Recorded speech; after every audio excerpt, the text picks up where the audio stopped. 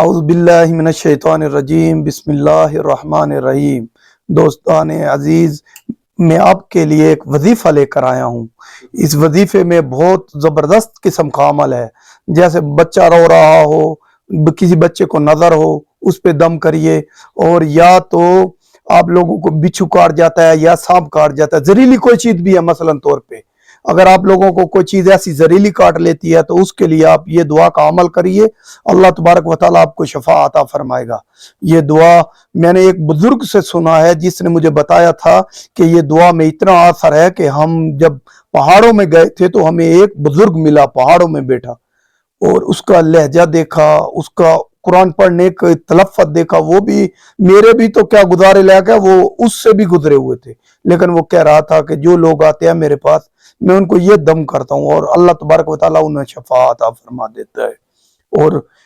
اس میں شفا اللہ تبارک و تعالیٰ سے رکھی ہوئی ہے، کیونکہ یہ دعا بھی ایسی ہے کہ جس میں اللہ شفا دیتا ہے۔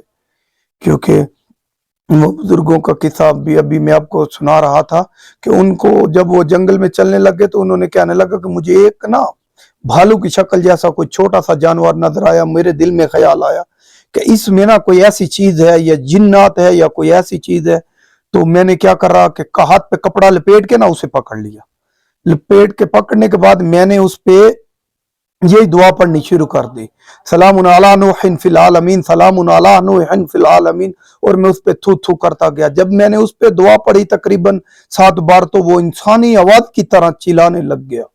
اور کہنے لگ گیا مجھے آزاد کر دو، مجھے آزاد کر دو، میں دنیا کو تمہیں وہ خزانہ بتاتا ہوں، وہ خزانہ بتاتا ہوں جو تمہارے پاس میں ادھر پاس میں ہے۔ تو میں نے پوچھا وہ کہاں ہے؟ کہتا ہے اس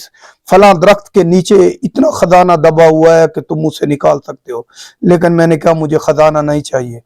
میں تجھے جا اللہ کی رضا کے لیے آزاد کرتا ہوں، اور میں نے اسے آزاد کر دیا، تو اسی وجہ سے مجھے اللہ نے بہت عطا فرمایا۔ یہ دعا ہے جو دعا میں آپ لوگوں کو بتا رہا ہوں، سلام علی نوح فی العالمین۔ اگر آپ کی کشتی پانی میں چلی جائے اور اس دعا کو پڑھ کے جو کشتی میں بیٹھے